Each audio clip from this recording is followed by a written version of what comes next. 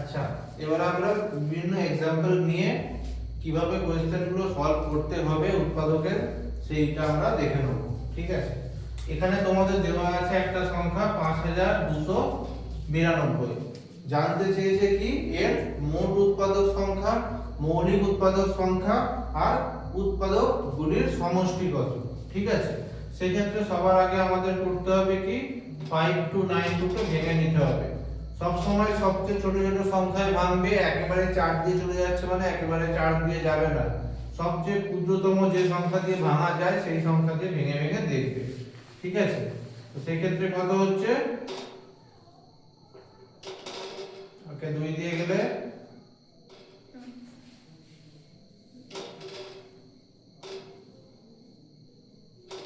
আবার এটাকে 3 দিয়ে গেলে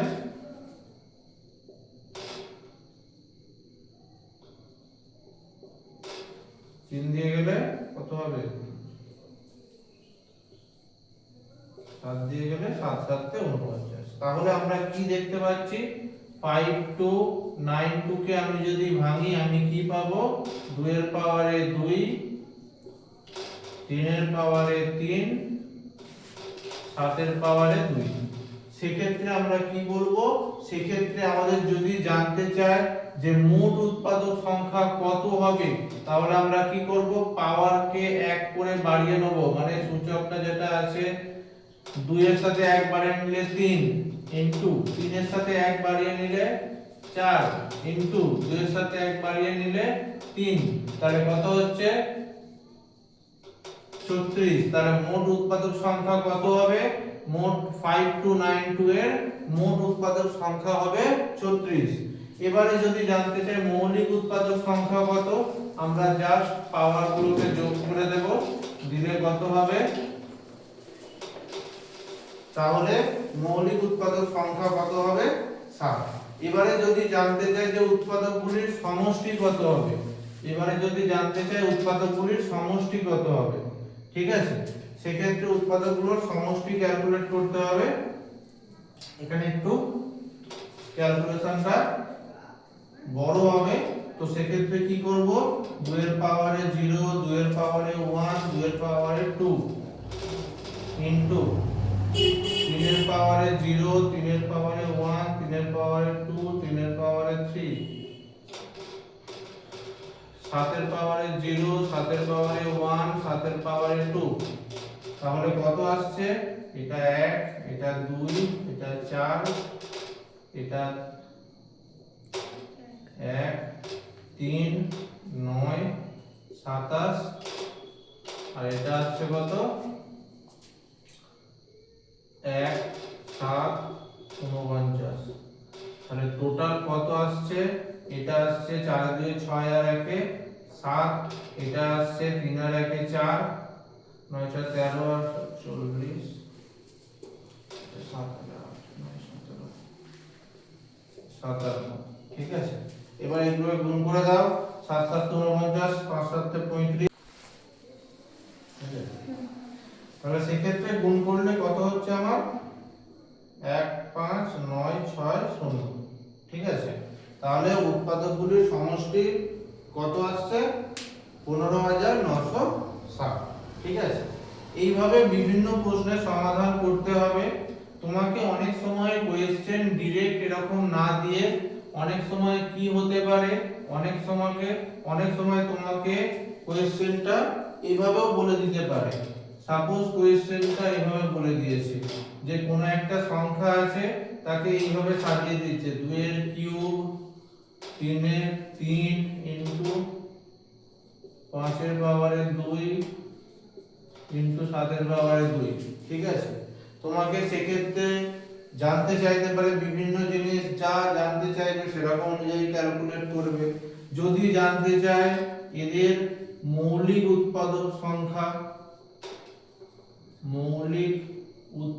সংখ্যা, এক্ষেত্রে কিন্তু সংখ্যাটাকে আলাদা করে, মানে টোটাল সংখ্যাটা দেয়নি, এদেরকে অলরেডি ভেঙেই দিয়ে দিয়েছে, তোমাকে আলাদা করে আর ভাঙতে হচ্ছে না। সেক্ষেত্রে তুমি ডাইরেক্ট বলতে পারো এখানে পাওয়ারে কিছু নেই মানে 1 আছে, তার মানে মৌলিক উৎপাদক সংখ্যা কত হবে 3 প্লাস 1 প্লাস 2 প্লাস 2, মানে সেক্ষেত্রে কত হচ্ছে, মৌলিক উৎপাদক সংখ্যা আসছে 8। আবার যদি জানতে চাই মোট উৎপাদক সংখ্যা, তাহলে মোট উৎপাদক সংখ্যা জানতে চাইলেও একই রকম ভাবে পাওয়ার গুলোকে 1 করে বাড়িয়ে দেবো, দিয়ে গুণ করে দেবো।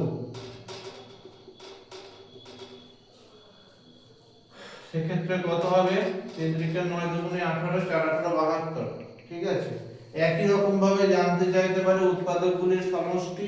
তো সেক্ষেত্রে যে যা ফর্মুলা যেরকম দেখিয়েছি সেরকম ফর্মুলা ওয়াইজ তোমরা বসিয়ে এটাকে ক্যালকুলেট করবে। ঠিক আছে, এবারে কি হতে পারে, কোন সংখ্যাকে এইভাবে না দিয়ে কোন সংখ্যাকে কিরকম ভাবে দিয়ে দিল, এইভাবে দিয়ে দিল যে n = 2 to the power 2 into 3 to the power 3 into 4 to the power 2 into 6 into 7 square. তো সেক্ষেত্রে আমরা কি করব, এটা 6 কিউব দিয়ে দিল ধরো। সেক্ষেত্রে আমরা কি করব, 2 আর 3 এরা তো মৌলিক সংখ্যা আমরা জানি, কিন্তু 4 আর 6 হচ্ছে মৌলিক সংখ্যা নয়। তো সেক্ষেত্রে আমাকে আগে কি করতে হবে, এটা যেরকম আছে লিখে রাখবো। এবারে 4 মানে আমরা জানি কি 2 এর স্কয়ার, তাহলে স্কয়ারের 2 আর অলরেডি আগে থেকে 2 আছে, তাহলে কত হয়ে যাবে, ওরা 2 দুগুণে 4 হয়ে যাবে। তার মানে আমরা বলতে পারি 4 স্কয়ার মানে 2 টু দি পাওয়ার 4। আবার একই রকম ভাবে 6 কে আমরা কি করে নেব, ভেঙে নেব। কিভাবে ভাঙবো, 6 কে 2 ইনটু 3, 3 দুগুণে 6। এবারে যেহেতু কিউব আছে দুটোর মাথাতেই কিউব বসিয়ে দেব। এইবারে তাহলে সংখ্যাটাকে ভাঙলে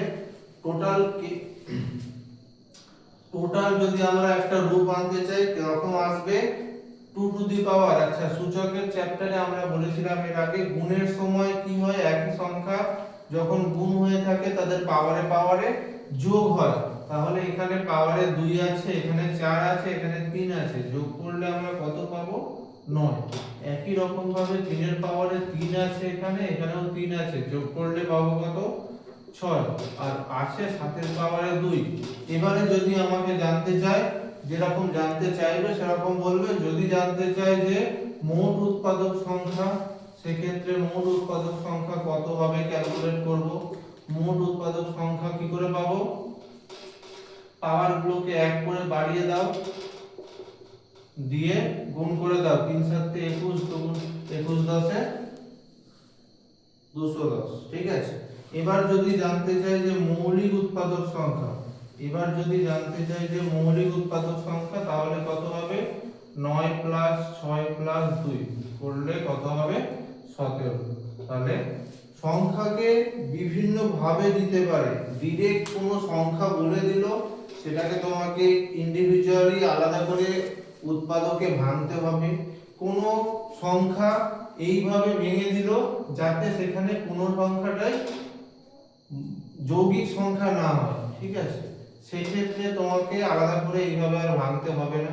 কিন্তু যদি এইভাবে দেওয়ার পরে কোনো সংখ্যা যদি যৌগিক সংখ্যা দিয়ে দেয়, সেক্ষেত্রে তোমাকে ইন্ডিভিজুয়ালি আগে ভেঙে নিতে হবে, তারপরে তোমাকে ক্যালকুলেট করতে হবে। ঠিক আছে, আজকের মতো এই পর্যন্তই। আজকের ক্লাস এই পর্যন্তই। আমাদের এই জার্নি এখনো চলতে থাকবে। তোমাদের যদি কোনো পার্টিকুলার চ্যাপ্টার বা পার্টিকুলার কোনো টাইপের কোনো প্রশ্ন সমস্যার সমাধান করতে অসুবিধা হয়, তোমরা সেটা অবশ্যই কমেন্টে জানাবে। আমরা চেষ্টা করব সেই রিলেটেড ভিডিও নিয়ে আসার, যাতে তোমাদের সমস্যাগুলো সমাধান হয়। পরীক্ষা হলে তোমরা আরো ভালো করে অঙ্ক অ্যাটেন্ড করে চাকরি বাকরি পেয়ে জীবনে সাফল্য পাবে।